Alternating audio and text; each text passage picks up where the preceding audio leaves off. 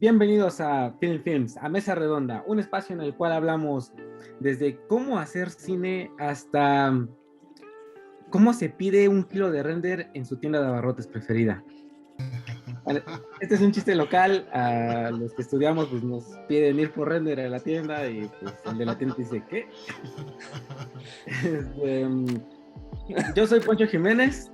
Y yo soy Felipe Sánchez y el día de hoy vamos a estar hablando aquí de cine mexicano nuevamente. El día de hoy nos toca la década de los 2000, una década que hablaba con Poncho tras bambalinas de que era una década pues bastante transgresora. Hablábamos en la mesa pasada de que al cine de los años 90 se le consideraba el nuevo cine mexicano, pero realmente creo que la novedad o esa bocanada de aire fresco la encontramos justo en esta década, ¿o no es así, Poncho? Pues sí, la verdad es que dentro de todo el buffet que nos aventamos viendo películas de esta década, pues sí, hay de todo un poco. Yo le comentaba a Felipe, me da un poquito la misma sensación de cuando hablábamos de cine de los años 20, en donde en esa década yo percibía que había mucha curiosidad por el mexicano, por averiguar qué es esto que se llama cine, ¿no? Cómo se come, cómo se juega, qué se hace. Y en esta década siento que esta curiosidad más bien es como adentrada en el ¿qué podemos contar? Ya hay que contar más cosas, ¿no? O sea, podemos contar de esto también y de esto otro también, ¿no? Y de estas formas también. Y bueno, para acompañarnos en esta bonita charla, pues por un lado tenemos al director de cine, Iván Ávila Dueñas. ¿Cómo estás, Iván? Hola, ¿cómo están? Aquí todo bien. Eso es todo. Y también nos acompaña Leopoldo Laborde, que también es director de cine. ¿Cómo estás, Leopoldo? Muchísimas gracias, muy bien, muchísimas gracias. Qué honorazo estar aquí y qué gusto, muchas gracias. Gracias a ustedes. Pues igual estamos muy emocionados y pues bueno, se da la palabra a nuestro compañero Felipe para aventarse la primera pregunta y arrancarnos con este viaje. Vale, pues vamos a darle y justamente algo que pues tanto Poncho como yo pudimos notar, digo, obviamente siempre ha habido en las distintas décadas parte de experimentación, ¿no? Tuvimos a Rubén Gámez con La Fórmula Secreta, si no me equivoco en la década de los 60s, luego otra vez Rubén Gámez en los 90s con Tequila, tuvimos también a Rafael Gorquidi con Ángeles y Querubines y San Pabnuncio Santos, si no me equivoco, que venía como cierta rama experimental, por así decirlo, de buscar como otras narrativas, pero creo que realmente veremos como una explosión de visiones, de sabores y del potencial que realmente tenía el cine y sobre todo el cine mexicano para dar en la década de los 2000. Veremos en esta década un rompimiento con las temáticas tradicionales del cine mexicano, es decir, veremos una manera distinta de abordar como la realidad de México, sus formas, sus narrativas, y justamente también preguntar un poquito pues a qué se debe este rompimiento, ¿no? A qué se debe justo el pasar como de ciertas formas o de cierta línea que yo siento que ya llevaba el cine nacional muy marcada a estas nuevas formas, ¿no? Yo creo que una cosa importante de esa década es que evidentemente es un cambio generacional. Toda la gente que empezamos a filmar en principios de los 2000 nos veníamos preparando o estudiando o formando en los 90s y crecimos con esa etapa de cine en la que solamente pensar como un repaso, pues era un cine que todavía bandeaba un poco entre una parte muy comercial, pero al mismo tiempo de una factura muy ligerita, muy escasa. Y por otro lado, otros intentos un poquito más personales, pero que seguían siendo como de la generación previa a la nuestra o incluso dos generaciones atrás. Lo que nos pasaba a nosotros a finales de los 90 era que solamente existía el Foprocine como una posibilidad de financiamiento, pero y Foprocine siempre tuvo como alrededor de 8 o 10 apoyos para repartir y había como unos 8 o 10 cineastas mayores que nosotros que siempre se los ganaban y nosotros siempre estábamos en la fila y en esa época lo que parecía muy difícil era hacer tu ópera prima antes de los 40 años. Y entonces eso también, cuando la gente llegaba a los 40 años y hacía su primer largometraje, pues evidentemente también estaba hablando de temáticas de la edad de los 40. Y entonces, pues pasaba que de repente, o sea, no voy a decir nombres, ni voy a decir películas, pero en una revisión así como más delicada, digamos, podríamos decir que, pues que de repente las películas eran como un poco ñoñas y un poco, o sea, hubo mucho cine que era como aburridón y como que decías, oye, es que esas preocupaciones son como de estudiante de cine, pero hecho tardío. O sea, que vienes 20 años pensando en una película que nunca pudiste realizar y haces tu ópera prima a los 40 años. Lo cual era muy frustrante y hay una generación previa a la nuestra que hay muchos cineastas frustrados. No quiere decir que en la nuestra no hayamos algunos, pues, pero... entonces, a principios de los 2000, por primera vez empieza a entrar como... O sea, hay una generación empujando y entonces con otra edad y evidentemente cambian las temáticas, ¿no? Empezamos a preocuparnos de otras cosas que quizá no me quiero extender demasiado, me gustaría que Leopoldo diera su opinión, pero básicamente me quedaría nada más con el tema de que los 2000 somos una generación en la que ya el posmodernismo está asentado. Nuestra etapa de los 20, 30 ya era en pleno posmodernismo y muchos tabús que tenían los cineastas de la generación previa, nosotros ya nos habíamos brincado esa etapa.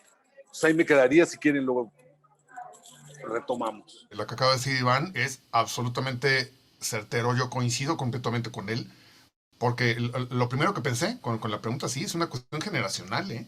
Es una cuestión generacional y el análisis que haces, Iván, es absolutamente certero, muy profundo y de verdad hay que aprovecharlo todos los que lo estamos escuchando porque yo te puedo decir que en mi punto de vista, como yo vengo de un cine totalmente independiente, porque, por ejemplo, Iván mencionó ahorita el Fidecine, ¿no? Entonces, yo oigo la palabra en cine y se me caen los calcetines, ¿no? Entonces, yo siempre he estado como que siempre por la línea de cuando dices cine independiente, pues independiente, que sería, bueno, independiente a cualquier tipo de apoyo, tanto oficial como de alguna empresa, ¿no?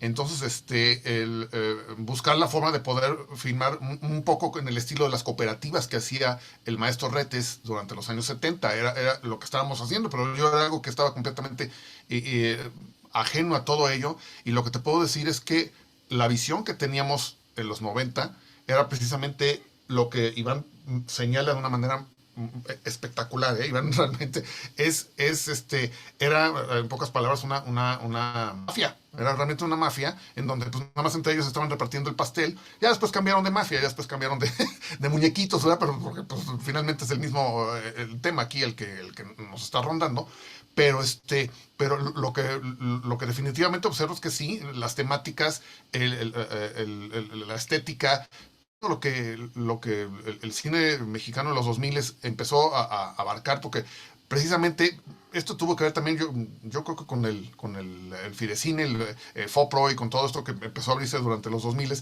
donde hubo oportunidad de que mucha gente debutara, pero efectivamente ocurre lo que otra vez cito a Iván, definitivamente era un cine ya tardío, ciertas inquietudes que presentaban todavía a finales de los 90, a principios de los 2000, y al menos desde mi punto de vista, alguien que se mantuvo siempre o me he mantenido siempre al margen de todo esto, de los apoyos y todo esto, lo que te puedo decir es que generacionalmente andamos pues en otra cosa, en otra búsqueda, ¿no? Veíamos una película tal vez de Danny Boyle, veíamos tal vez una película, no sé, de Gus Van Sant, inclusive que Gus Van Sant es más de los 80, pero sobre todo ¿sabes de quién? De Aronofsky, de Darren Aronofsky, incluso el mismo Nolan, pues ya estábamos hablando que generacionalmente teníamos un poquito más identidad con todo eso que con todo lo que venía proponiendo el cine mexicano anterior, ¿no?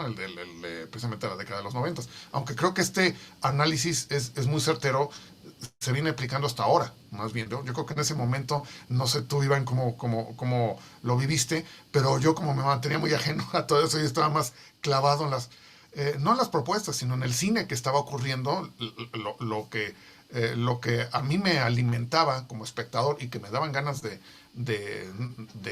retroalimentar a la pantalla, pues eran todas estas propuestas tan interesantes que venían en el cine, ¿no? Entonces, tal vez era este análisis totalmente objetivo, a veces nos rebasa un poquito a los cineastas, ¿no? Porque pues precisamente, pues tú estás quizás en tu búsqueda, en tu mundo, y te vuelves a ver un poquito ajeno, pero es interesantísimo este análisis que se haga, porque pues así podemos entender qué es lo que ha estado ocurriendo, y el trabajo que ustedes hacen, Carlos y Felipe, es maravilloso porque nos permite pues, entender todo esto, ¿no? Preguntarle a Leopoldo de qué año es tu primer película, porque no lo tengo como tan claro. Pues fíjate, es que es una cosa muy rara. Te daría la respuesta corta. Lo que pasa es que el maestro Ayala Blanco es el culpable de todo. Él fue mi adorado maestro Jorge Ayala Blanco, el enorme maestro Jorge Ayala Blanco. Cada vez que hace sus críticas, ya sabes, decimonónico, el largometraje del cuarentón, quién sabe qué tanto, ¿no? Ya es como siempre. Entonces, un día me dice, oye, ¿en qué película vas? Entonces yo le dije, pues es que la primera película que filmo, o sea, la hice en video, que Josh Kovics me la rechazó, Tere Velo me la rechazó, toda esta gente me la rechazó, me decían que porque el video no era cine, eso es lo que me decían. Esto fue en el año 92, Iván. Ok. Entonces, mi primer 35 lo hago en el 97, se estrena en el 98, o sea, yo todavía soy como de los 90 y todo. Entonces, la respuesta corta es, pues, digamos, según Ayala Blanco... En cine, 98. En video... Según Ayala Blanco fue en el 92. Según Ayala Blanco. Que yo creo que también ahorita retomaremos ese tema de la transición de lo analógico a lo digital, porque es justamente tanto Leopoldo como yo pertenecemos a ese periodo de transición. Pero bueno, más bien, nomás era la pura curiosidad. La mía es 2000, la primera es 2000, la filmé en 2002, la presenté en 2003, que esa nieva todavía, pero digamos que yo tengo un proceso de cortometrajes que ya luego les cuento. Sí, justamente también otra de las cosas que quería preguntar era esa, ¿no? ¿Cómo vivieron la transición? Porque se vino acá todo este debate, que no sé realmente qué tan productivo fue, si el digital era cine o no era cine. Por ahí hay un documental narrado por Keanu Reeves en donde se plantea eso, y me quedo con uno de los cinefotógrafos que dice, ¿a quién chingados le importa? O sea, a final de cuentas. Entonces, que sí me gustaría preguntarles cómo vivieron como esa etapa. Yo vengo de Guadalajara, o sea, yo estudié en Guadalajara, no soy de ahí, pero estudié.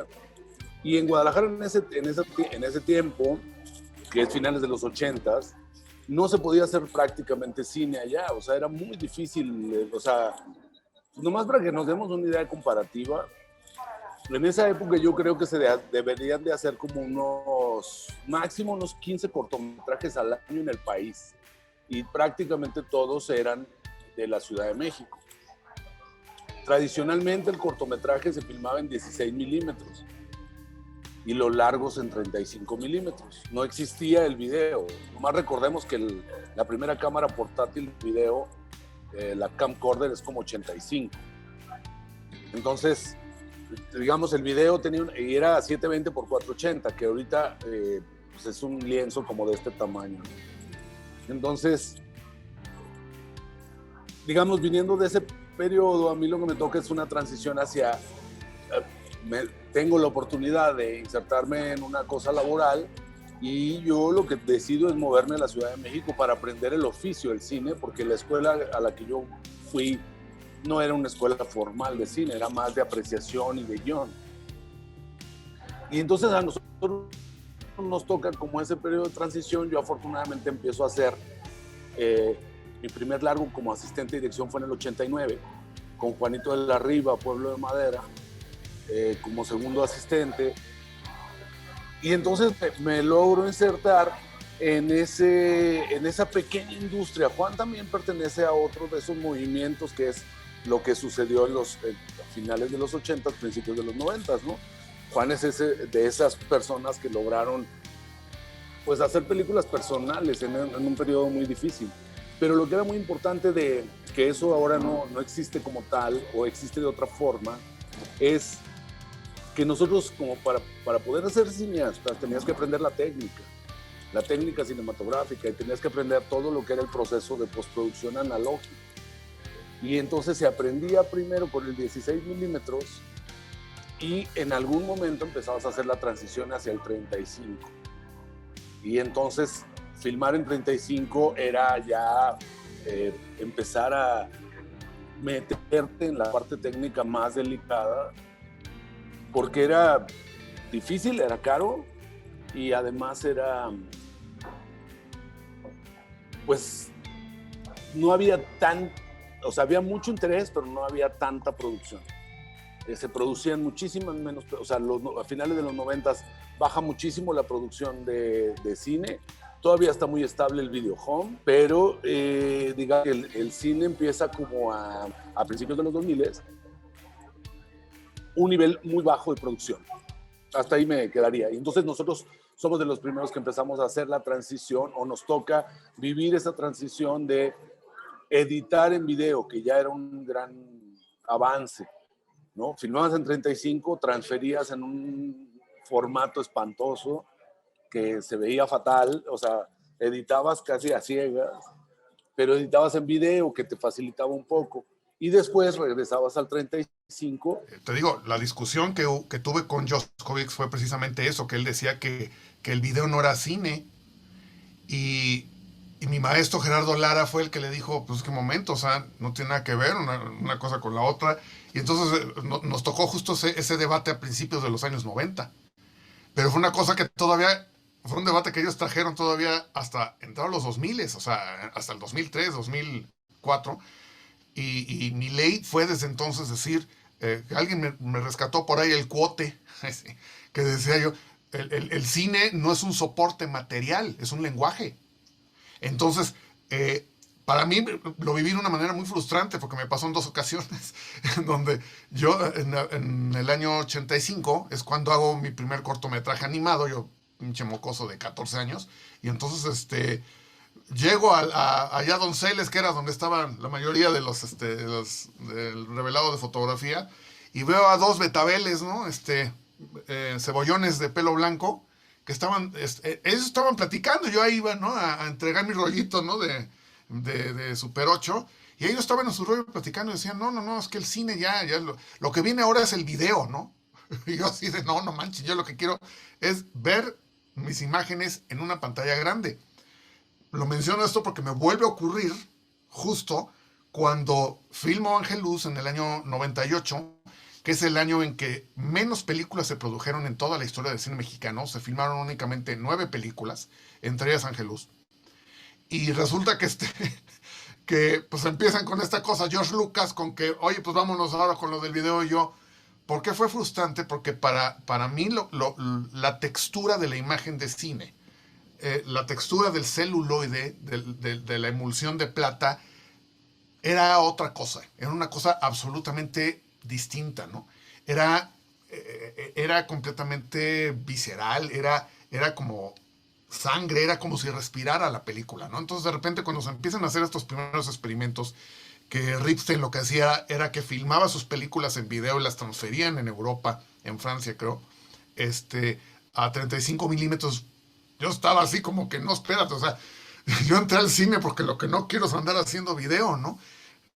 Que del año 87, que es cuando empiezo mi primer película, que la filmo con una cámara de video, la grabo con una cámara de video de V8, 720x480, como bien dice Iván. Entonces, la voy estrenando en 1992, y del 92 al 95 me aviento otras cinco películas, y yo ya ilusionado, como si ya voy a entrar al cine en 35 milímetros y resulta esto. Y la gran ventaja que hubo, pero esto ya fue posterior, porque La Pesadilla todavía existió, El Fantasma todavía andaba rondando en el año 2004, o sea, anterior al 2005, en donde pues era filmar en video, ¿no? Y era transferirlo a cine, hasta que por fin apareció una cosa bendita que se llama DCP, que ya se venía viendo desde finales de los 90, se venía cocinando en el 2000, pero todavía no se asentaba y no quedaba claro cómo iba a ser el asunto del formato, que pues el DCP lo que es es el mismo principio del cine, ¿no? Son 24 fotografías por segundo, O sea, y el error que se hacía antes eran archivos de video que se convertían ¿cómo se llama? A cine. Y entonces pues había ahí una cosa de error así, se veía la imagen un poco como me veo yo ahorita.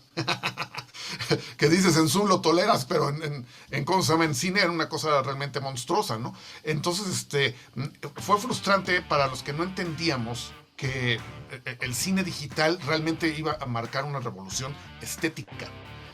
Se volvió algo difícil cuando todavía no entendíamos cómo iba a ser este proceso, pero afortunadamente fue algo para bien. Hubo unas mentes muy fregonas allá atrás pensando de qué se trataba la cosa, y eso ayuda a que esta transición al final no hubiera sido tan rasposa, ¿no?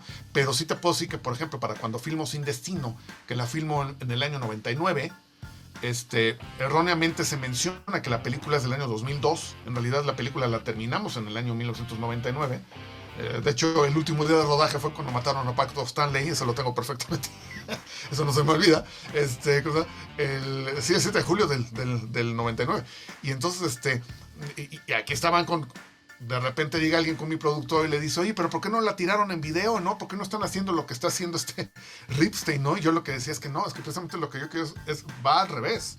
Yo lo que estoy buscando es generar una imagen en celuloide, hacer un blow up en 35 milímetros, hacernos todo el proceso análogo, y que fue divertidísimo porque fue sincronizar en la moviola el sonido óptico, porque resulta que cuando procesabas en video el sonido, que fue lo que ocurrió con nosotros, pues se te desincronizaba al minuto y medio, al minuto y 20 y tantos segundos, y ya de repente empezaban a abrir la boca y ya sabes, parecía doblaje de película de Canal 5, ¿no? Entonces, que aunque digan que son muy buenos, siempre tienen 4 o 10 cuadros de retraso.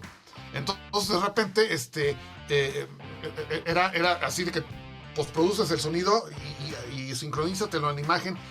Al menos para mí, esta imagen que tienes, Carlos, que te agradezco mucho, ausencia de póster, tienes eso exactamente. Como puedes ver, se nota la textura de imagen, la textura de celuloide.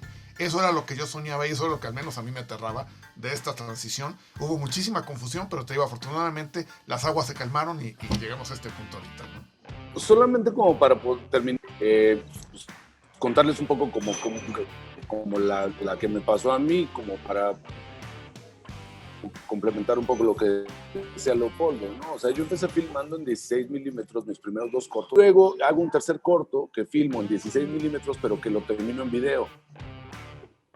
Y entonces lo que pasa en Betacam, que era el formato grande de esa época, que sigue siendo 720x480.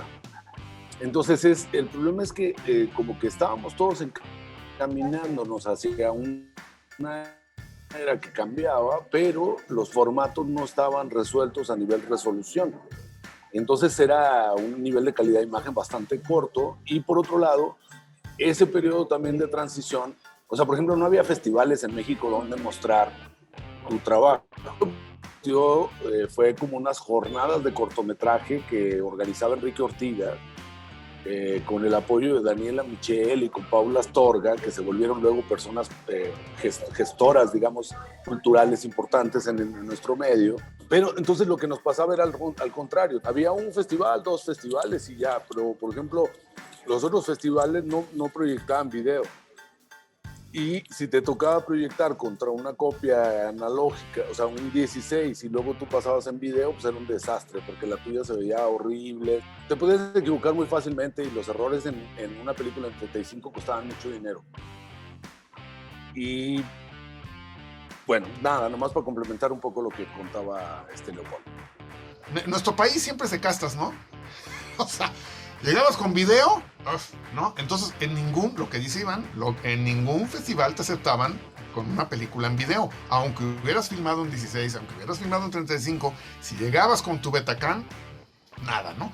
Entonces, parte de la necesidad que yo tenía de que Sin Destino la disparáramos a 35 milímetros era el tema de que no me la aceptaban en ningún festival. Entonces, en el Festival de Guadalajara, cuando la película está terminada, tuvimos una invitación para el festival, para la Semana de la Crítica, fíjate, de Cannes, para el 2000, para la edición del 2000. Lo veníamos gestando nosotros, el que la película se proyectara y lo primero que nos dijeron fue, oye, ¿cómo viene tu película?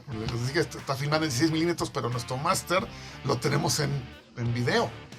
En Guadalajara, exactamente lo mismo, nos dijeron, estamos hablando de octubre del año 99, ¿no? Para estrenarse en el 2000. Y entonces me decían, es que no tenemos forma de que lo podamos proyectar, ¿no? Porque otra vez cito al gran Iván, es que ocurre que efectivamente, pues sí, ok, filmabas tu película, pero el acabado era en video. Entonces, cuando dices acabado en video, pues sí, tu máster, ahorita Iván menciona el Betacam, pues yo trabajaba en 3/4, imagínate.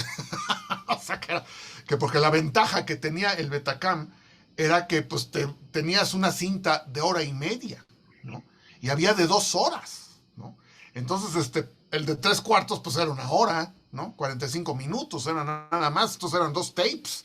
Entonces, efectivamente el proceso de postproducción era bastante doloroso, pasaban las cuestiones que mencionaba yo hace un ratito de estos problemas técnicos que te traía. El lío que nos acababa causando era precisamente que de castas, ¿no? Al final eran castas y decían, no, si tu película no está en 16, porque inclusive, Iván, ¿te acuerdas, no? Si tu película era en 16, no, era un nivel, eres 16. Ah, no, 35, no, entonces ibas en serio. Si eres en 16, no. Si eres en 16, pues es estudiantil y todo, pero no puedes acceder pero 35, ¿no? Y producido por IMCINE, no, por favor. O sea, entonces, sí, imagínate, si así aplicaba la casta entre el 35 y el 16, imagínate para el video, ¿no? Era un dolor era un dolor de cabeza. Quisiera también platicar rápido con Felipe respecto a esto, ¿no? Porque bueno, creo todavía mientras él y yo estudiábamos, pues ahí en el ruso, todavía se llegó a tener estas pláticas, ¿no? Sobre que si cine 35, que si digital, que no sé qué. Bueno, yo en lo personal, en la preparatoria, tomé un curso de fotografía fija y pues era con rollos, ¿no? Y cuando llegué a la escuela de cine, pues sí me quedé mucho como con esas ganas de querer haber trabajado o sea, para ver qué se sentía, ¿no? A ver de qué se trataba. Eh, pero pues ya no nos tocó. Y ahora más bien nuestras discusiones son que si, así de esto, de las castas, no, que si es 4K, pásale, ¿no? HD, híjole. Bueno, Full HD, ¿no? Que ese es el 1080. Y si es HD, que ese es el 720, híjole, no, pues sí, bye. Oye, a mí me tocó precisamente dar cine digital allá en el ruso. ¿Y Ah, cómo se llama? Y fue una cosa horrenda porque cuando Palomeque me dice, es que vas a dar cine digital y yo, ¿pero qué es eso? O sea, para mí el cine es cine. O sea, bueno, ok. Qué cosas. Tú, Felipe, ¿cómo viviste eso? ¿No? Tú no te quedaste con las ganas de querer experimentarlo, de querer. ¿Sabes qué? Me acuerdo yo mucho de cuando estudiaba la foto fija, que para saberla dónde estaba, bueno, en el cuarto oscuro, si de pronto no sé, ya no sabías dónde estaba la emulsión, era pues métele la lengua, ¿no? Y la que te sepa. Que yo la verdad, aparte, hoy en día de lo de los formatos, siento que también hay una discusión ahí por los cuadros por segundo, ¿no? O sea, si También. es 2397, si es a 60 cuadros, si es a 48, que Que el interlineado, porque el sí. interlineado es lo que decía Leopoldo, de cuando se ve la imagen así como rayada. Ajá, sí. Sí. O sea, el tema de las castas de todos modos sigue existiendo, ¿no? O sea, de todos modos Exacto. Fantellamas decía la maestra Fernández Violante. Sí, no, o sea, si antes era la cuestión de si en digital o en cine, hoy es día es 4K, 2997, y demás, ¿no? La casta no se va a quitar. Apple ProRes H264. Ajá, Red o ¿cómo se llama? O Larry, ¿no? La Alexa, ¿no? ¿Y la Alexa cuál? ¿La Mini o la...? ¿No? Ok, esto no se acaba.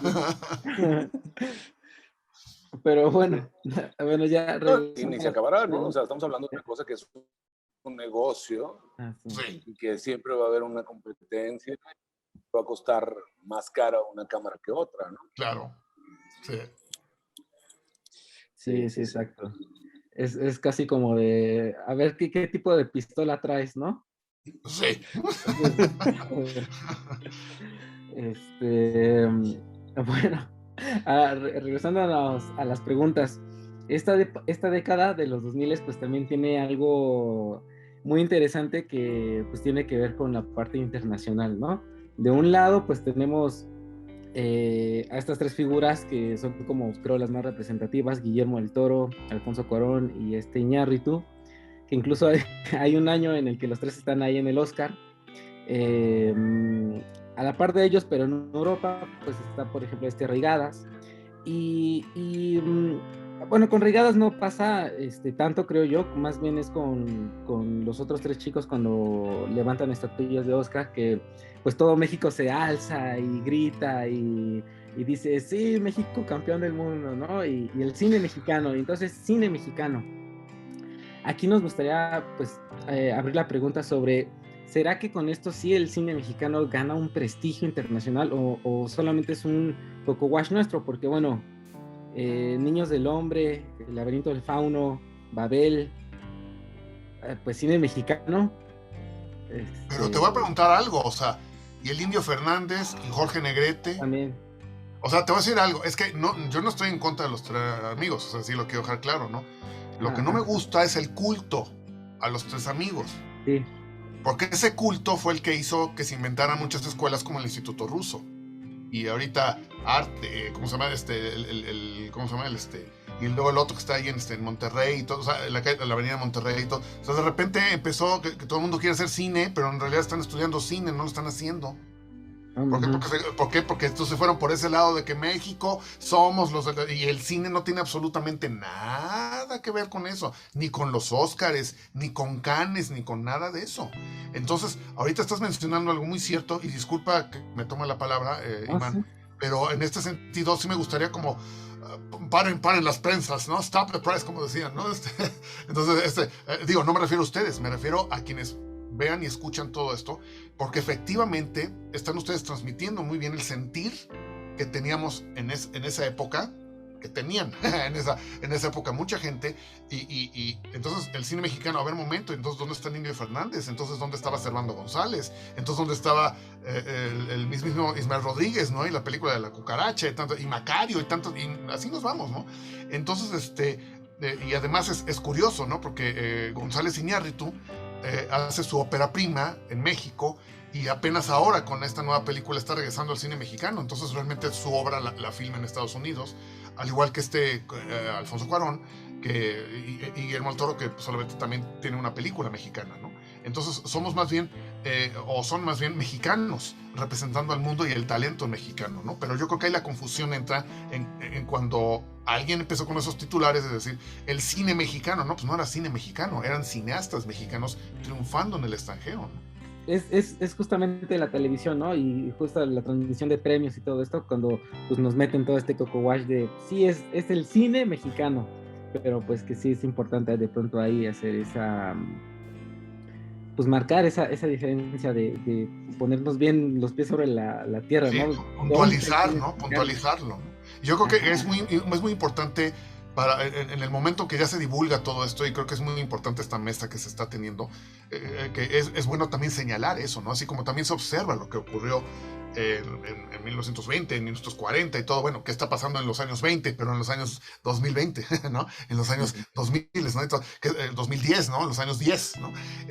Eso precisamente, ¿no? Hacer la observación de que efectivamente fue el cine mexicano el que se fue para arriba, o fueron unos cineastas que además ellos hay que recordar que venían precedidos de un gran éxito de taquilla, un gran éxito mediático, un gran éxito artístico que fue Como Agua para Chocolate, porque otra vez se menciona que la película que fue el antes y el después fue Amores Perros, cuando en realidad pues fue Como Agua para Chocolate. Como Agua para Chocolate fue la verdadera película que no solamente fue un gran paso artístico, inusitado para la carrera de un cineasta como el maestro Alfonso Arau, en el sentido estético, en cuanto a su manejo visual, en cuanto a su manejo, nadie podía creer que era una película de Alfonso Arau, o Como Agua para Chocolate. Cuando veías imágenes, cuando veías escenas de esta maravilla de imagen que logró Lubezki, y Norman creo que fue el que la termina, ¿no? Fíjate, no recuerdo porque Lubezki no la termina. Y entonces dices, ¿qué nivel tenemos, no? Esa fue el verdadero parteaguas, Como Agua para Chocolate, ¿no? O sea, creo que es un tema que fuera de discusión de esta mesa para mi gusto, porque siento que nos faltan muchas cosas de hablar de lo que estaba pasando acá y que eso en todo caso debería ser lo importante. O sea, porque estamos hablando de una etapa en la que bajó muchísimo la producción, o sea, desapareció prácticamente el videohome y desapareció mucho del cine comercial de esa época, que mucho del cine comercial lo hacía videocine. Sí. Y luego de repente en algún momento dejó de producir, o sea, o bajó mucho su producción, porque ya estaban en una repetición de fórmulas la verdad es que de estrellas muy gastadas, que llegaban al cine como una última esperanza de revivirlas y sacaban películas que ya no le interesaban a nadie, no tenían ni conexión ni con el público de Televisa, ni con el público del cine, ni nada, ¿no? Entonces, ahí hay casos así muy fallidos. No sé, o sea, no, ya dije que no iba a decir nombres, no voy a decir nombres, pero... Pero lo cierto es que también el cine de los 2000 quiso replicar y emular un poquito lo de Amores Perros, por ejemplo. Por Porque, eso, digo, en ese sentido, fue un parteaguas muy, pero muy, antes digo, de eso, obviamente hay que... o sea, para mí lo que sería como importante es dónde nos agarran los 2000 y qué estaba pasando en ese periodo, que no se está produciendo Sí. casi nada. Y que de repente en Guadalajara, 2003, que presentábamos a Adán y Eva, si no me equivoco, éramos 8 películas mexicanas. No había más cuota. O sea, no había más gente. Y es una generación en la que entramos 4 cineastas menores de 40, que ya era una cosa de novedad, pero que apenas se está gestando como ese cambio. Sí. Y que ese cambio se va a ir dando poco a poco y va a generar como porque los 2000 podríamos decir que 2001, 2002, 2003 sería como un periodo, una etapa, como una forma, y luego de ahí al 5, o sea, yo lo dividiría así como casi cada 3 años fue moviéndose, y fue moviéndose también, o sea, hasta 2008 seguíamos exhibiendo en 35 milímetros en salas. O sea, todavía en 2008 eran en 35 milímetros. O sea, el digital, seguíamos en ese periodo de transición. Y en 2008 todavía el sistema de exhibición comercial seguía siendo 35. Sí. Y entonces, y también hay, yo recuerdo mucho, hay una productora argentina que se llama Lite Stantic, que fue jurado en el año que nosotros estrenamos en Guadalajara. Lo que decía es que en Argentina ya había sucedido el cambio generacional y que la gente estaba filmando más cerca de los 20 años. Y en México todavía estábamos filmando como bastante más grande, estábamos en los 30. Y ella decía que esperaba que México pudiera tener esa transición más o menos pronto, pero estábamos hablando de 2013 y todavía no sucedía esa transición. Y todavía seguíamos produciendo, pues yo creo que no más de 15 películas al año. Adán y Eva. De las 200 o 180 y tantas que se han producido los últimos. Sí, perdón, Iván, tú estrenas en el 2003, ¿verdad? 2003, ¿verdad? Yo estuve también en 2003 en Guadalajara, que se estrenó Sin Destino, y también estuve con Un Secreto de Esperanza, tuvimos las dos. Las dos estuvieron en competencia. Te preguntaba eso, ¿no? Porque sí, yo tenía... ¿sí? Pero no es el mismo año, ¿no? Yo estuve en 2003, en Guadalajara. Pero no me acuerdo, entonces, yo la verdad es que para las fechas soy fatal. No sé si estrené 2003 o 2002, pero a mí me toca con Temporada de Patos, con Un Día Sin Mexicanos. Entonces fue 2004, sí, claro. Ok, entonces a lo mejor es 2004. Sí. Ya. Por eso te preguntaba, porque no recordaba que nos hubiéramos visto. No topamos, entonces debe ser 2004. Entonces, pero estamos hablando un poco de eso, de que en ese periodo, bueno, pero ahí está ya un EMQUE, que filma el año que yo filmo. Sí. Y esos son otras temáticas que van a empezar a funcionar a lo largo de esa década, ¿no? Así es, sí. Entonces ahí todos esos que estábamos en ese periodo, digamos 2002, 2003, somos cineastas que vamos a filmar otras 1 o 2 películas más durante esa década. Sí. Pero que viene una transición y que sí, pues, puede estar en lo paralelo, habla de un poco de la falta de oportunidades reales en México, que se seguía filmando como en esquemas muy cerrados. O sea, la democratización de un cine yo creo que vino, pues yo casi que podría decir como hasta como 2006, 2008. Es cuando viene Ficine, claro. Pero antes de Ficine, Fopro también tuvo una reestructuración en la que de repente ya se empezó a buscar otro tipo de jurados, se empezó a buscar transparencia, que antes no era ni siquiera un objetivo. Y entonces de repente se empezó a cambiar de jurados y empezaron a cambiar las temáticas de las... O sea, hacía cuando menos, se hizo una división entre... no podías tú competir con un ópera prima súper inexperto llegando contra alguien que tenía 20 películas. Entonces se hicieron categorías como para decir, no los puedes echar todos en el mismo costal porque los de ópera prima no van a llegar nunca, ¿no? Y entonces eso, nomás digo, como para regresarnos a que la realidad mexicana era que la taquilla estaba fatal, que la exhibición seguía siendo en 35, que no se filmaban en México más de 15 películas al año, y de esas 15 películas al año tendríamos que repasar quiénes estaban repitiendo, o sea, porque de esas 15 películas al año seguía filmando Retes, seguía filmando Ripstein, seguía filmando Casals, volvió a filmar Fons, y entonces, pero eran como los mismos nombres, como una generación que se seguía repitiendo, y había como 5 de esos 15 películas al año, pues debe de haber habido unas 5 óperas primas, o 5 segundas películas, ¿no? No había mucho más. Estaba hablando de una carestía de mercado como muy fuerte, y de que México no ha logrado todavía a esta altura tener un mercado interno sólido que permita que las películas se recuperen. Yo lo que noté fue que efectivamente se quiso replicar la fórmula de Amores Perros, y tú veías películas como Corazones Rotos, Amarte Duele, que hasta el título, ¿no? Amores Perros, Amarte Duele. Y ¿cómo se llama? Y esta de ¿cómo se llama?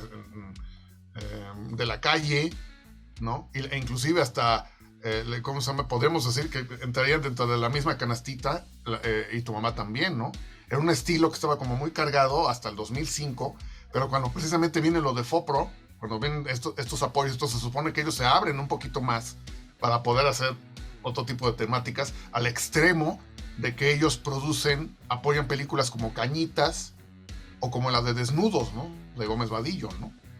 Así en este plan de análisis en este plan de análisis como por década, yo creo que, por ejemplo, se podrían encontrar como esta idea de la repetición, ¿no? O sea, si nosotros revisamos, no sé cómo les fue en lo de los 90, como hubo una ola de violencia muy alta y pues eso dominó esa novedad o ese cambio social que estaba sucediendo.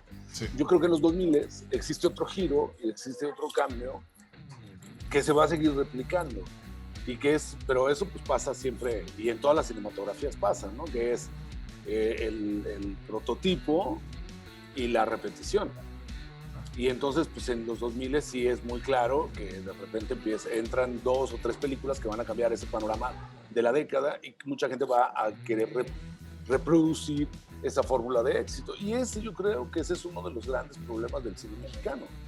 O sea, lo que pasó en la época de oro fue que alguien inventó la comedia ranchera, y lo que pasó en los 60 es que alguien agotó al tope la comedia ranchera, ¿no? Y si nosotros lo vemos por décadas, siempre va sucediendo de esa manera. O sea, la mayor innovación va a terminar... Bauman dice que la mayor innovación va a terminar en el supermercado. Y entonces es tal cual.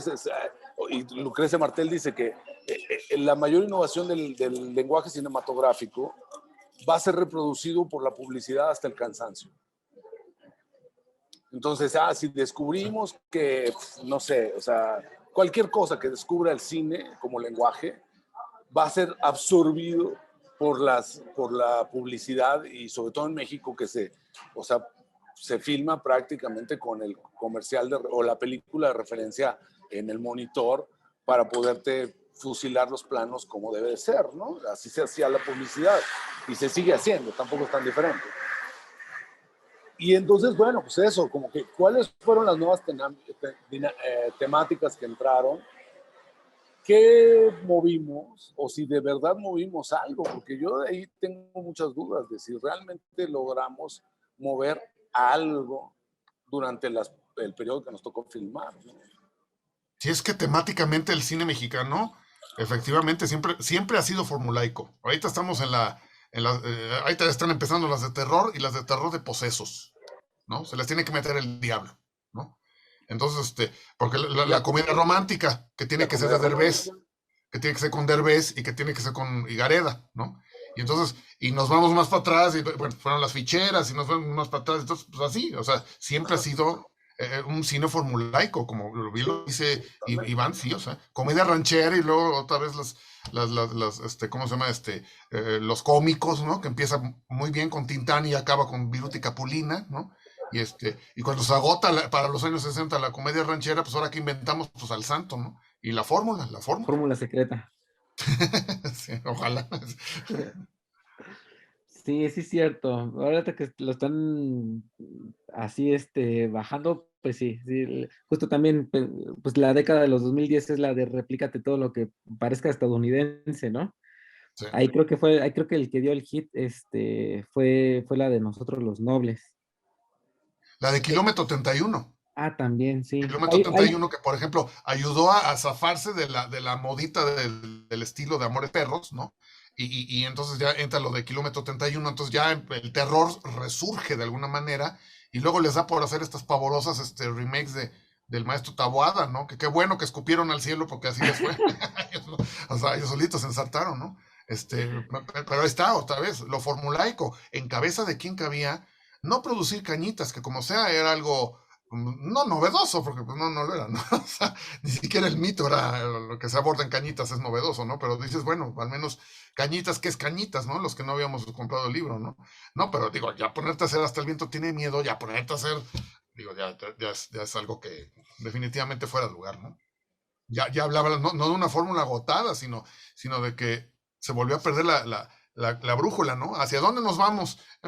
¿A dónde nos vamos? Pues Kilómetro 31, muy bien, ¿no? De todo, pero dices, ¿hacia qué ruta agarrar? Y es donde vienen los Robsar y empiezan a hacer esta fórmula ahí pues, medio agringada, donde vienen matando cabos. A mí me pareció fantástica, ¿no? Entonces, pero otra vez, algunos experimentos buenos, algunas películas buenas y todo, pero de repente el cine estancado, ¿no? Y apunto hacia algo que creo que es interesante, ¿no? El Eficine, los apoyos de Eficine y Fidecine permitieron apoyos a películas tan disímbolas dentro de la misma canasta, como bien lo dice Iván, de que tenemos a Cañitas o tenemos alguna película de regadas, ¿no? Que Eficine y Foprocine, digo, pertenecen a fondos distintos, pero al final es IMCINE, al final es la institución de IMCINE apoyando. Ahí sí diría una cosa que creo que es importante en los 2000, que era el primer fondo que existe dentro de IMCINE es FOPROCINE, que era el Fondo de Fomento a la Producción Cinematográfica de Calidad. De calidad. Y entonces ellos se aspiraba a un cine como por encima del top, de pretensión, digamos, un cine de pretensión de calidad. Y por ahí pasaron, pues, todo lo que se produjo en los 90s, digamos, Dos Crímenes, o sea, pues, porque antes, o sea, por ejemplo, a Juan de la Riva, cuando estábamos hablando de Pueblo de Madera, es justo el periodo previo al IMCINE, todavía era CONACYTE, todavía era lo previo a lo que fue la formación del IMCINE. Y el IMCINE empieza con un primer fondo, que es el FOPROCINE. Luego, en algún punto, como ya les dije, ya quedó claro que soy muy malo para las fechas, en algún punto se hace el siguiente fondo que es el Fidecine. Y el Fidecine es el fondo que apoyaba o que estaba planeado para apoyar a un cine más de pretensión comercial. Porque entonces los que producían ese tipo de cine dicen, bueno, pero si el IMCINE va a apoyar a los que quieren ir a festivales y pretender ser artísticos, ¿qué pasa? ¿Por qué no nos apoyan a nosotros? Y entonces se hace este otro fondo y durante mucho tiempo esas dos fondos son los que soportan la producción cinematográfica. Y si no me equivoco, es en esa primera década de del 2000 al 2010 donde se funda Eficine, ¿o no, Leopoldo? Creo que Eficine viene un poquito antes, pero sí, desde el 2008, pero sí, efectivamente, Iván. Efectivamente. Entonces, y ese fondo, que el Eficine, es planeado a través del impuesto sobre la renta. O sea, grandes empresas que lleguen a un cierto tope de impuesto sobre la renta pueden, en vez de pagar su impuesto sobre la renta, apoyar un proyecto de película.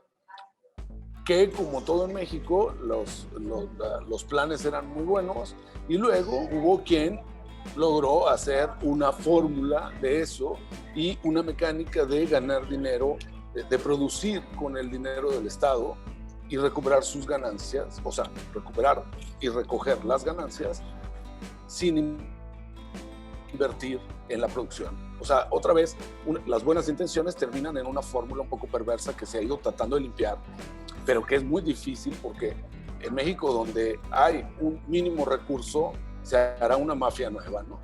Y lo sabemos en todos los ámbitos, en la burocracia, en el cine, en el fútbol, en donde haya un poquito de dinero va a haber una mafia que no va a querer soltar el plato, ¿no?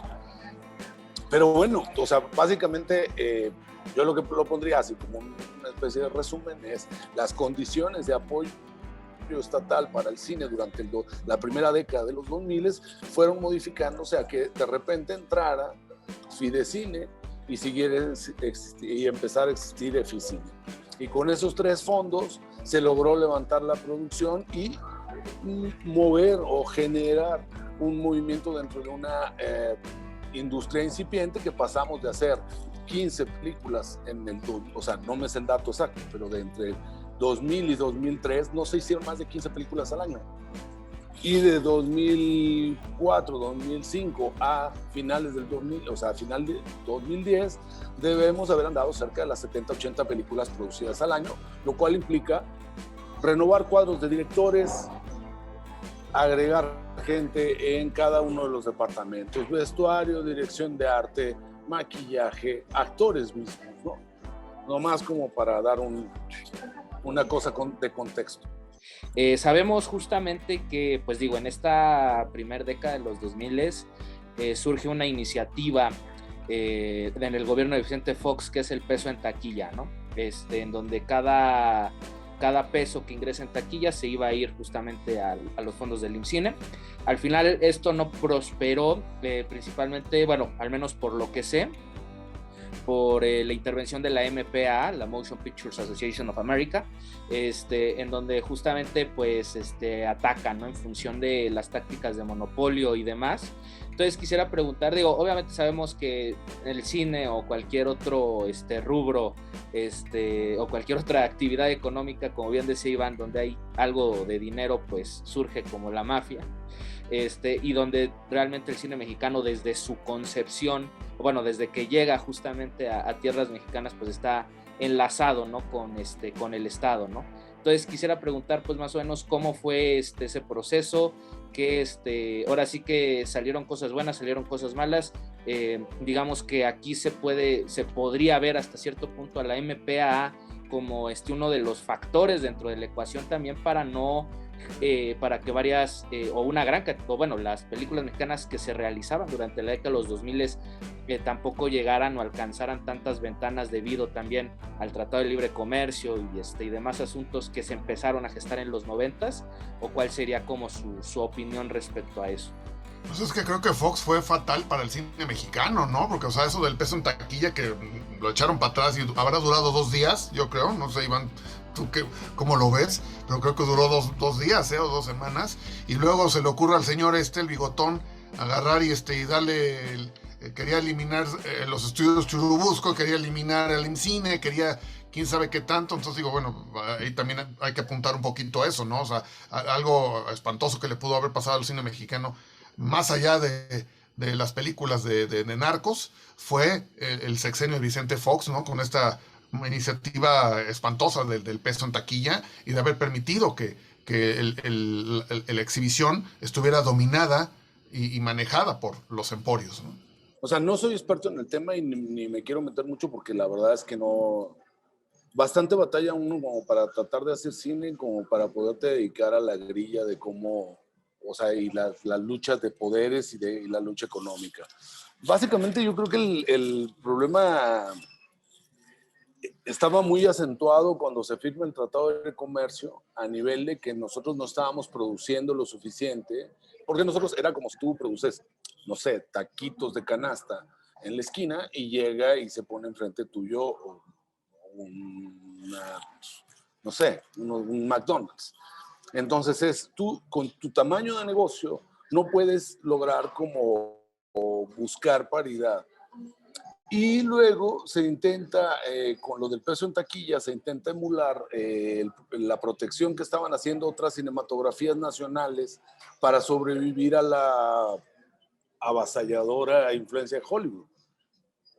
Y obvio, eso es un negocio privado, o sea, las dos cadenas nacionales viven de la proyección del cine norteamericano y no iban a dejar que se les moviera su esquema de negocio, porque pues es un esquema de negocio que es muy redituable. México es uno de los países con más pantallas en el mundo y de alguna manera funcionamos como una especie de conejillo de indias donde se prueban ciertas estrategias y ciertas cosas porque es un mercado tomado. Y entonces cualquier resquicio que deje la posibilidad de que esa gente deje de consumir tu cine para consumir un cine de interés propio, pues es un enemigo. Y entonces no iba a ser fácil. Y por un lado, y por otro lado, que también teniendo muy buenas intenciones, pero poca acción real con respecto a desligarse de Estados Unidos. No era buena idea. El sexenio de Fox es no era buena idea. En otros países se intentó como fortalecer la cinematografía nacional a través de la recaudación y luego proteger los estrenos nacionales para que no quedaran tan desfasados. El problema en México es que el cine siempre ha costado mucho dinero y esa cercanía con Estados Unidos también hace que nuestro nivel de cine sea más caro de producir. Yo me recuerdo mucho en el periodo como formativo y en el periodo en que yo, en el periodo de estar haciendo Adán y Eva y La Sangre Iluminada, como en esa época, estuve muy en contacto con lo que estaba sucediendo en Brasil, en Argentina y en España, porque estuve viajando con los guiones y con los procesos. Y era muy impresionante cómo en Argentina, con muy pocos espectadores, tú recuperabas tu gasto de producción. Con muy pocos espectadores. Y en México, para poder llegar a un intento de recuperación, tenías que meter millones. Y entonces ese es un esquema copiado del blockbuster. O sea, entonces producíamos caro y luego no tenemos taquilla, entonces es irrecuperable. En cambio, en Argentina producían barato, en cooperativa y también en producción directa, y luego exhibían en pequeña escala y lograban recuperar y entonces podían volver a filmar. Y entonces nosotros nunca rompimos ese círculo vicioso. Y entonces de la misma, o sea, la exhibición, los números de exhibición de México, de las películas mexicanas fuera de los ejemplos que hemos mencionado, son bastante limitados, siguen siendo bastante limitados. Me gustaría mencionar hablando de este periodo, de esta etapa y del foxismo, el caso de Luis Estrada, que a mí me parece como muy, muy particular, primero porque sus primeras películas no las tocaría, porque creo que están en otra línea, o sea, Ámbar, Bandidos, no sé qué, eso es otra cosa, pero me gustaría mencionar a partir de lo que sucede justamente con las votaciones, con la ley de Herodes, el bloqueo que se intenta hacer a la ley de Herodes, una especie de jugada de ajedrez precipitada que termina por revertírsele al Estado, por un intento de censura. O sea, ellos lo que intentaron fue no censurar la película para que no se les tomara mal, pero que al mismo tiempo estaban tratando de reventar la película al exhibirla sin el consentimiento del productor. La jugada le salió tan mal que terminó dándole publicidad a la película. Digamos, es la misma estrategia torpe que sucedió con el padre Amaro por parte de la iglesia, ¿no? O sea, te la trato de prohibir y lo que va a suceder es que te doy publicidad, ¿no? Yo soy de Zacatecas, como les decía, y en Zacatecas había 2 cines cuando yo era niño, el Cine Rex y el Cine Ilusión. En el Cine Rex se pasaban el mercado, las películas internacionales, y en el Ilusión, que era mejor llamado como el Ilusión. Era muy chistoso que en mi infancia, todavía en los 70, la iglesia tenía suficiente peso moral sobre la población, pero en su estrategia de censura ponía en el cine un cartel donde decía: la iglesia esta película por sus atrevimientos morales o por lo que sea, y no había mejor publicidad en Zacatecas para una película que la iglesia la prohibiera, ¿no? Y entonces creo que el caso de la ley de Herodes termina sucediendo una cosa similar, y que cuando hablábamos de gente que firma bajo una fórmula, yo mencionaría en los casos positivos la fórmula que inventó Luis Estrada para seguir criticando desde dentro cada sexenio y cada postura política, a todos por parejo. Y entonces eso me gustaría recalcarlo, porque siento que eso fue uno de los cines, a mí me parece, de lo más interesante de los 2000, es la aparición de la ley de Herodes, y luego después se pasó a Fox, se pasó a Calderón, se pasó a Peña Nieto, a todo el mundo les pegó su zarandeada, y eso me parece como la fórmula, la mejor manera de entender la fórmula, digamos, porque si bien te está contando, yo creo que Luis Estrada va a terminar siendo como una especie como de cronista del siglo XXI, ¿no? O sea, el cronista del siglo XXI de la sátira política, y con un tono muy parejo, porque siempre lo maneja como fársico, siempre todo está pelito encima de la realidad, o 2 pasitos encima, con un equipo súper sólido o sea, trabaja con Chava Parra, es uno de los mejores diseñadores de producción de México, con Maristela Fernández. O sea, tiene un equipo como muy, muy selecto, y con un grupo de actores que va a repetir casi en cada película, y tú te la sigues creyendo igualita. Entonces, nada, me gustaba esa idea como de decir, de las cosas más bonitas de esa década es la aparición de las películas de Luis Estrada, que a mí me gusta mucho. Yo sostengo que la ley de Herodes fue la que sacó al PRI de Los Pinos. Yo lo sostengo, o sea, de verdad esa jugada que menciona Iván fue espectacular al extremo. Yo estoy convencido de que esa película funcionó como tribuna de lo que muchos queríamos ya, que se fuera el PRI, y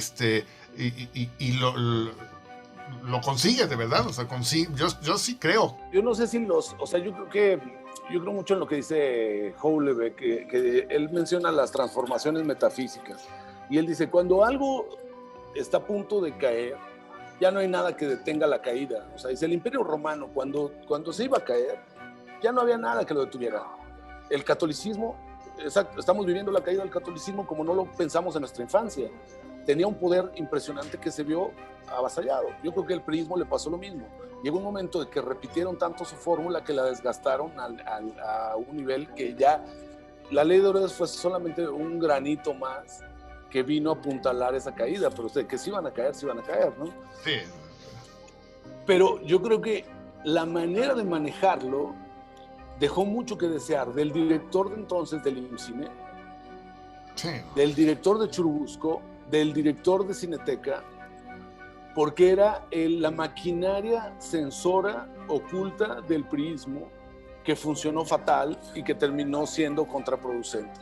Cosa que todos celebramos mucho, y que yo reconocí a Luis Estrada no solo como un gran cineasta, sino como un gran jugador de ajedrez. O sea, qué manera de mover sus piezas para lograr lo que logró. Y entonces, nada, pues quería como mencionar eso. No sé si me atrevería a decir como Polo que cayó, que hizo que cayera todo el sistema, pero ciertamente sí son como faros, ¿no? Son como como estos, ¿cómo le diría? Como estos semáforos, ¿no? en donde básicamente inevitablemente dices, no, en donde inevitablemente dices, va a caer, va a caer. Ya estaba cantadísimo, ya nada más era como bien dice Iván, ya nada más era soplarle tantito y todo, y la verdad funcionó de una manera espectacular, porque además La Ley de Herodes, creo que de la tetralogía que hizo el maestro Estrada es la mejor película, es una película fuera de serie, inusitada en el cine mexicano, inédita para el cine mexicano, y es una película muy importante, y qué bueno que lo mencionas, Iván, porque así era necesario rescatar esa película. No se puede hablar de los 2000 si no estamos hablando de Luis Estrada, ¿no? Yo creo que es el cineasta mexicano más sólido de la década, ¿no? Y pensaría en otra cosa de lo que hablamos en la primera plática que teníamos, la primera respuesta que había, o la primera intervención, era de que había un cambio generacional. Luis Estrada pertenece a la generación previa a la nuestra. Sí. Ya había filmado, él viene filmando en los 90s, pero siento que el cambio que hay en los 2000 en Luis Estrada incluso es de qué voy a hablar. No eran temas acostumbrados, no eran temas permitidos, pero por primera vez se atreve a hablar, bueno, no por primera vez porque hubo películas que hablaron de eso en el pasado, como El Brazo Fuerte, por ejemplo, pero sí es la primera vez que se le nombra al PRI por su nombre y se le ataca directamente el nivel de corrupción y de la cadena de corrupción. Entonces eso, yo creo que ese cambio de tono al hablar marca mucho lo que es el cine. Unos hablábamos de cosas más individuales y hay un Luis Estrada que habla de intereses más nacionales, ¿no? Pero todos como con intención de llamarle a las cosas por su nombre, por decir, a ver, si vamos si en la secuencia va a haber sexo, y nadie en México dice vamos a tener sexo, se dice coger, y lo siento, pero esa es la palabra que usamos. Y en el cine que nosotros empezamos a hacer en la década del 2000, las cosas empezaron a ser llamadas por su nombre como se venía acostumbrando en el cine de los 70s. Tuvimos un retroceso enorme y nos costó mucho trabajo el moralismo de los 80s. Y entonces en los 2000, o sea, pues de repente decidimos que si había un desnudo, había un desnudo. Y que si el hombre estaba desnudo en la misma escena, no tenía por qué levantar la piernita para taparse el pene, como lo hacía, no sé si ustedes han visto esa película de Adán y Eva con Jorge Rivero, que se la pasa, y Cristian Martel, y se la pasa él desnudo toda la película, pero siempre con una pierna cruzadita para que no se le vea el pene. Y entonces nosotros lo que decíamos era, pues, digámosle a las cosas por su nombre, ¿no? Y hablemos de eso. Y eso creo que es una cosa que genera, o sea, lo que intentamos modificar un poco y que las cosas fueran un poquito más aterrizadas en una realidad. Y en ese sentido regreso a lo que quería decir al principio, que hablábamos del el posmodernismo y cómo de repente el cine de los 90s todavía tiene muchas reminiscencias del cine clásico y de una forma de estructurar el cine como de una manera muy clásica. Y remito a la separación, a la clasificación que hace Lauro Zavala con respecto a cine clásico, moderno y posmoderno. Y entonces el cine moderno en México fue muy tardío. O sea, fuera de Rubén Gámez, la transición hacia el cine moderno la provoca en muchos sentidos Buñuel, ¿no? Con El Ángel Exterminador, con Simón del Desierto, o sea, que de repente es un cine que tú decías, o sea, todo era fragmentado, no había una línea de identificación como en el cine clásico lo exigía. Y entonces, repitiéndome a eso, pienso que una de las características de ese cambio generacional va a ser justamente que nosotros ya nos permitimos mezclar todo con todo. En los 90s tú no podías oír rock y bailar cumbia. No se valía. Estaba prohibido. O eras de uno o eras de otro. En los 2000 no. En los 2000 ya se valía todo. Sí. Y podías escuchar Café Tacuba y heavy metal y bailarte una cumbia. Y entonces ese tipo de transición, ese tipo de permisión, digo, hay muchas más características más importantes que la que acabo de mencionar, pero básicamente es que creo que nuestro cine de los 2000 se inserta más en una postura estética, digamos, de postmodernista, ¿no? Sí, de hecho, tal vez es muy buena observación, es maravilloso porque nos remite un poquito a que a lo mejor ese hartazgo que ya traíamos de ese cine ochentero, porque volvemos a lo mismo, o sea, el cine de los 80 era el más transgresor, era precisamente el cine privado, eran esas películas de tacos, tortas y enchiladas, la taquera picante, esas películas eran muchísimo más transgresoras que lo que estaba filmando el Estado, ¿no? Una película hermosísima que a mí me encanta, Mariana Mariana, ¿no? Sí, pero pues no era transgresora, ¿no? Estamos hablando de lo que bien menciona Iván, o sea, clásica completamente en su estructura, aunque basada en la novela corta de Pacheco, pero ves los años 90 y era espantosa y brutalmente anacrónico, era absolutamente anacrónico. ¿Cómo? O sea, lo más, a nivel comercial, lo más transgresor era Gloria Trevi. Háganme el favor. Entonces dices, ¿y en el cine qué ocurría? O sea, en el cine qué ocurría, pues lo mismo. O sea, era un cine que no había esa búsqueda. Yo creo que lo que nos pasó a nosotros es precisamente, estábamos tan hartos. Veníamos de ese cine setentero, en donde sabíamos que era un cine transgresor, donde veías que un autor como Raúl Araiza podía hacerte Cascabel y podía estar a la altura de un Casals. Y de repente en los 80 pues viene la renovación moral, ¿verdad? Se acaba todo eso y entonces una película que pudo haber hecho en los 70 Abel Salazar, que es Tres mujeres en la hoguera, cine transgresor en los años 70, pues ¿qué se nos estaba recetando en los años 80, ¿no? Entonces lo más transgresor ya era la fuga del rojo y ¿cómo se llamaba? La muerte del chacal, ¿no? Y resulta ser que y en los 90 es peor, porque es un cine absolutamente fresa. Es un cine, no estamos hablando de las películas de Garibaldi, de Magneto y de todas estas cosas. No, o sea, estamos hablando que inclusive, o sea, ¿cuál era el cine que estaba produciendo el Estado? Pues era el secreto de Romelia, si me explico, Los pasos de Ana, de Marisa Sistach, pero dices entonces, ¿qué estaba pasando ahí en medio? No estaba pasando nada, por eso tal vez en los 2000 entramos con tanta hambre, ¿no? Ya era como ya romper, y como bien apunta Iván, es absolutamente una búsqueda estética en donde, oye, no se trata de ver colgajos o de ver, ¿cómo se llama? Vaginas, ¿no? Pero dices, pero ya nosotros teníamos ganas de ver otro cine, de hacer otro cine, y que además nosotros generacionalmente estábamos identificados con otra cosa, ¿no? A mí me sorprende mucho, y o sea, no deja de sorprenderme, que el cine que se hacía en los años 70 era mucho más transgresor que lo que sucedió en los 80s y 90 completos. O sea, una película como Las Puertas de Paraíso es imposible verla incluso en el cine de ahora. O sea, hablar de homosexualidad, bueno, sexualidad, homosexualidad, consumo de drogas, o sea, ese tipo de cosas siguen sin tratarse sin escándalo. O sea, lo que hizo Salomón Leiter fue muy avanzado y no se repitió en el cine mexicano. Sí, ¿no? Nos fuimos para atrás, 80s y 90s nos fuimos para atrás durísimo. Y hasta en el cine comercial, perdón. El cine comercial peor, porque el cine comercial hasta los 90s, bueno, el cine comercial hoy sigue siendo moralista y quiere dar lecciones de moral. O sea, sigue siendo esa visión de videocine de hay que educar al público. Con estupideces, pues, pero hay que educarlo, ¿no?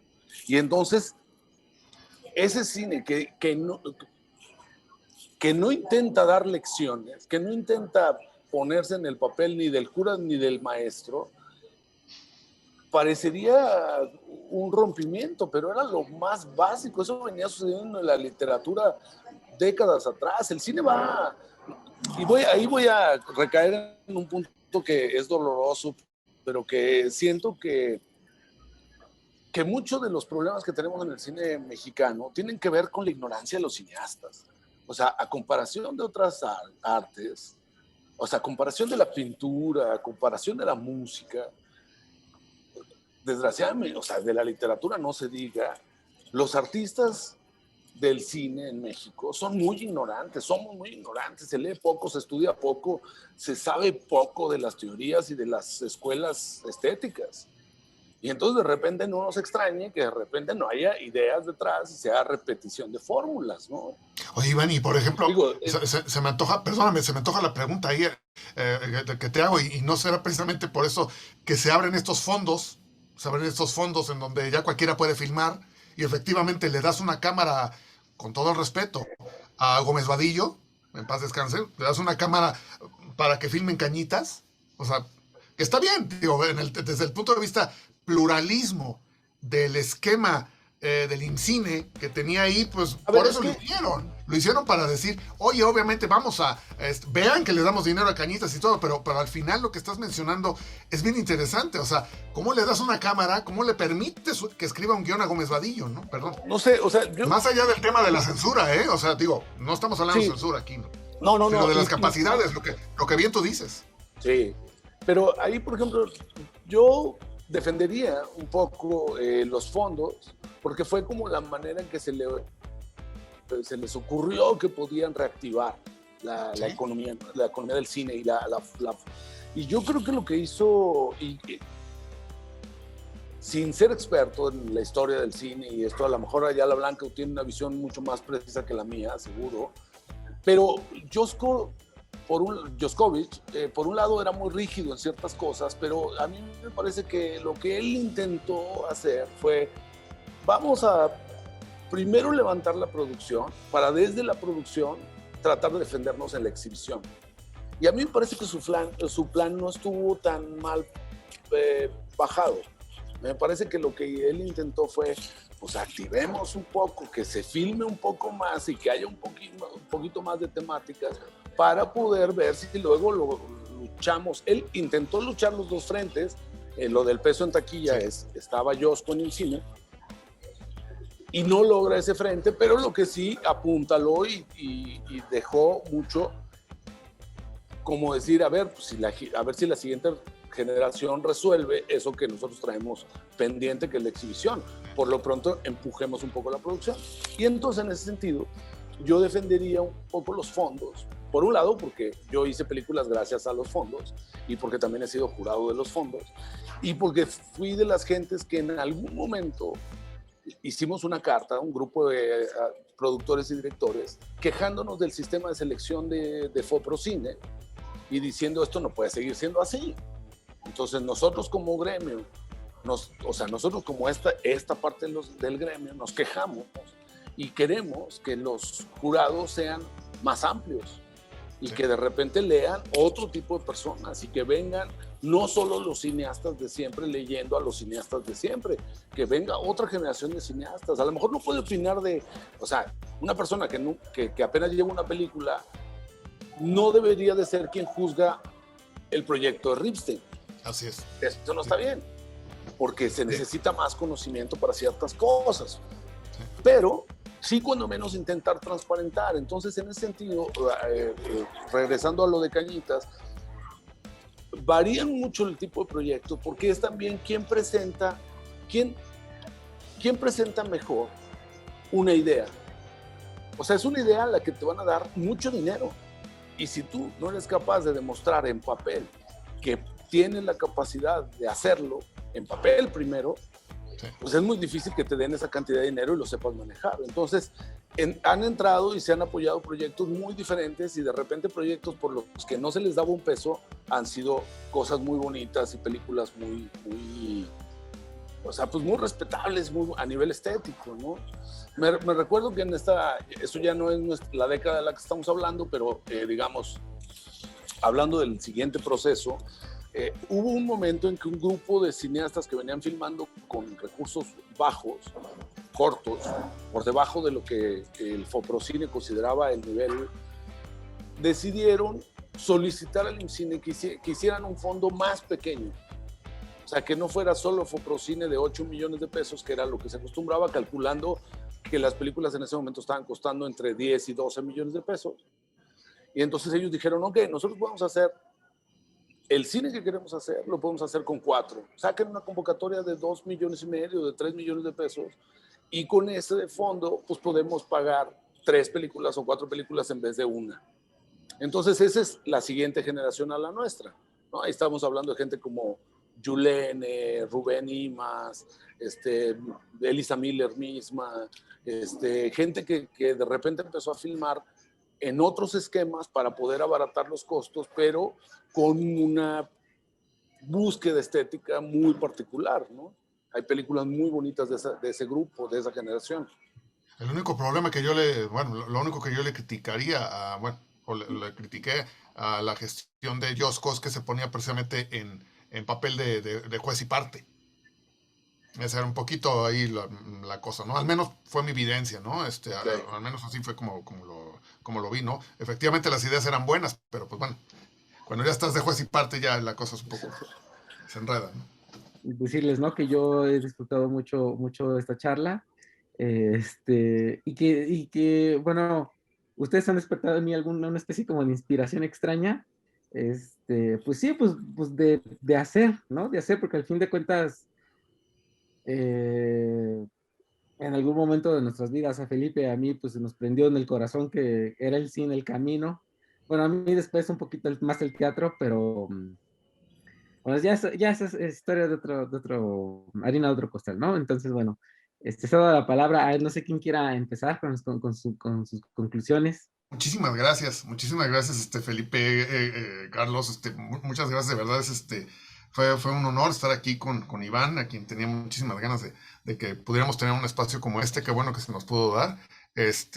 Iván, darte las gracias, de verdad, porque creo que nos ayudaste a enrutar la discusión hacia unos territorios bastante interesantes y que eran necesarios poner.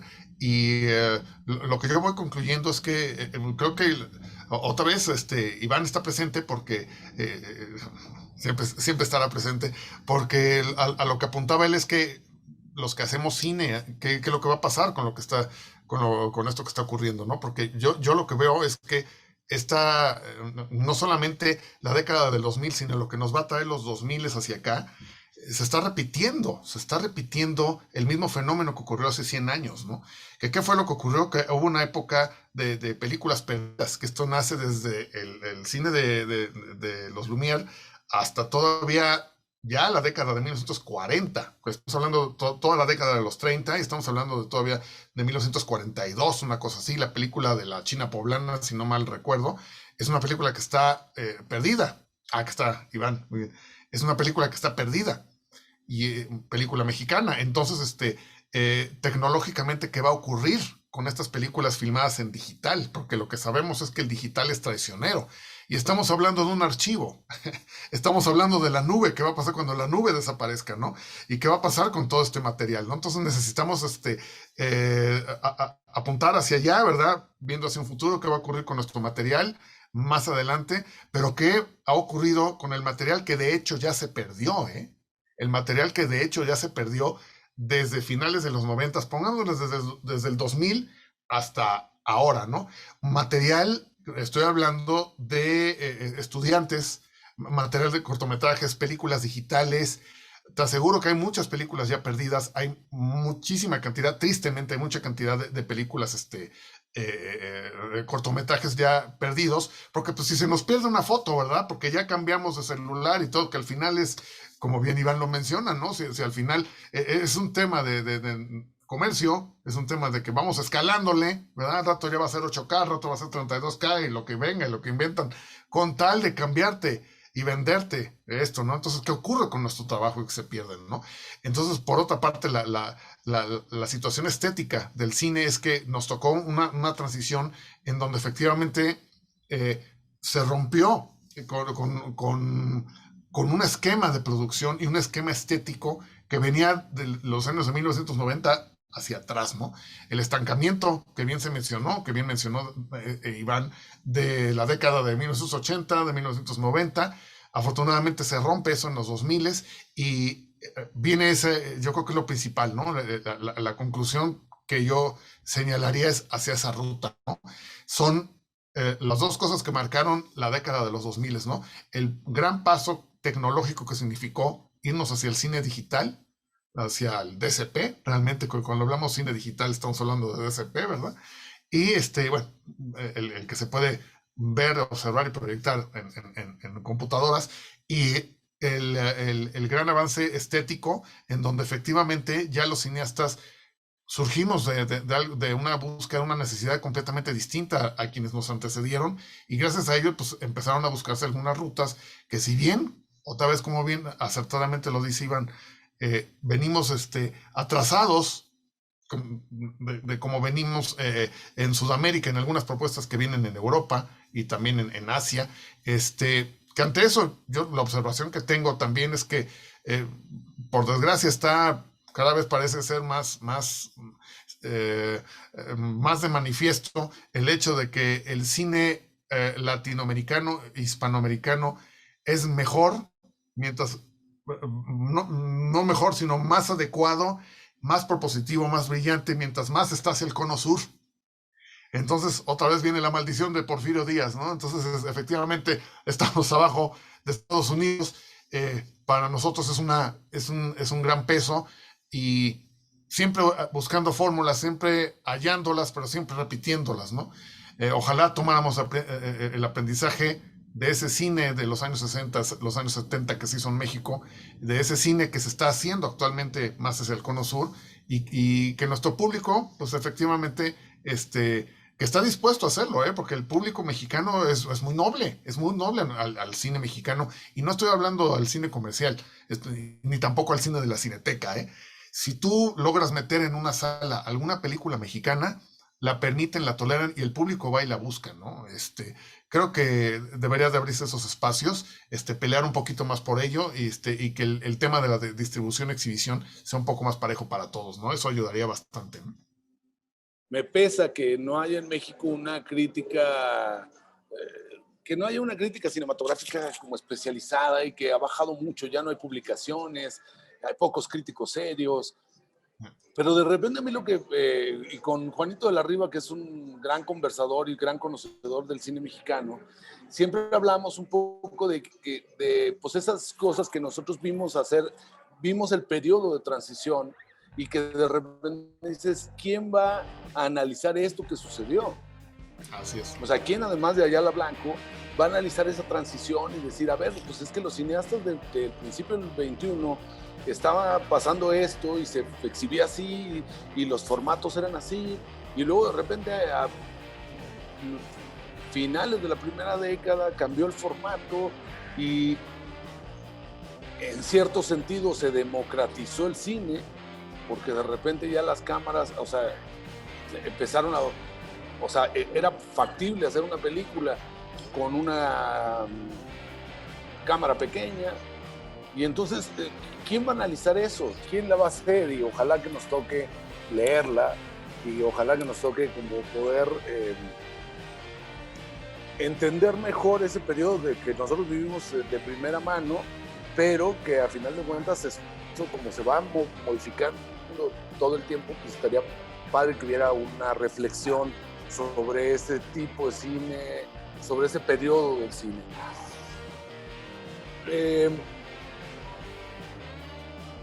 Hacer hincapié un poco en lo que menciona Leopoldo con respecto a los resguardos de los materiales. Creo que nos va a pasar un poco lo que pasó en principios del siglo XX, que el hecho de hacer las películas no había una conciencia clara de lo importante que era ir resguardando para el futuro la producción, y por eso se perdió mucho del cine del principio del siglo XX.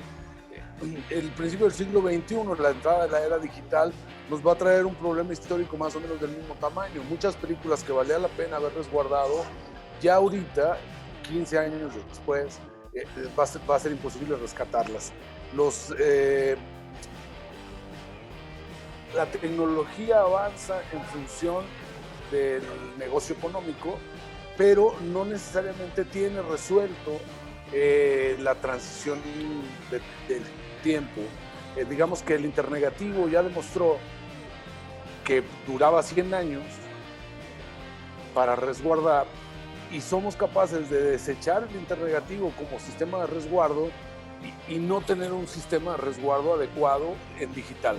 Lo más avanzado, hasta donde a mí me ha tocado, es un sistema que se utilizaba para resguardo bancario, que se llama LTO, que se supone que iba a ser lo más estable, pero sucede que con películas que nosotros resguardamos en LTO hace 10 años, estamos teniendo problemas de lectura porque, obvio, ese sistema fue teniendo actualizaciones y entonces ya no se pueden leer los archivos que teníamos. Entonces va a haber un problema muy serio con respecto al resguardo de las primeras 2 décadas de muchos materiales, no de las películas grandes, sino de las películas chiquitas y medianas, que esas las que nosotros hacemos.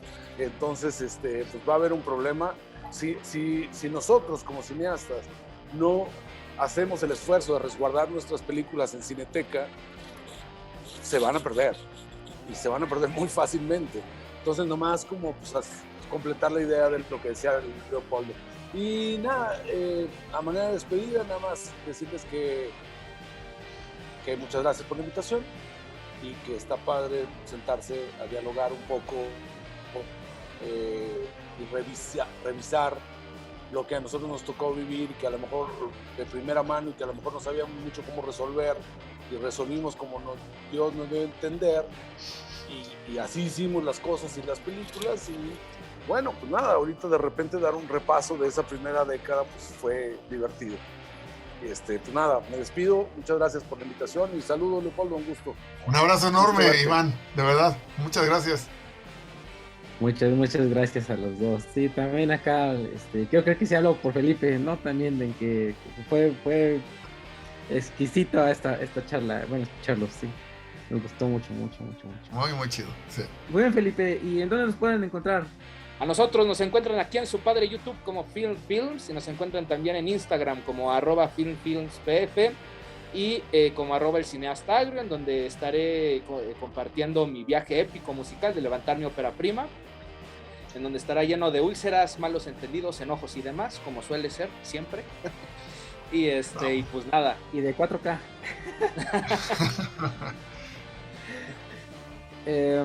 Bueno, si les gustó, denle like, comparten, suscríbanse y pues nada, como también siempre lo decimos, ¿no? Ojalá que esto ayude a que se reenamoren del cine mexicano. Cuídense y nos vemos en una próxima mesa redonda. Hasta Chao. luego. Gracias. Gracias.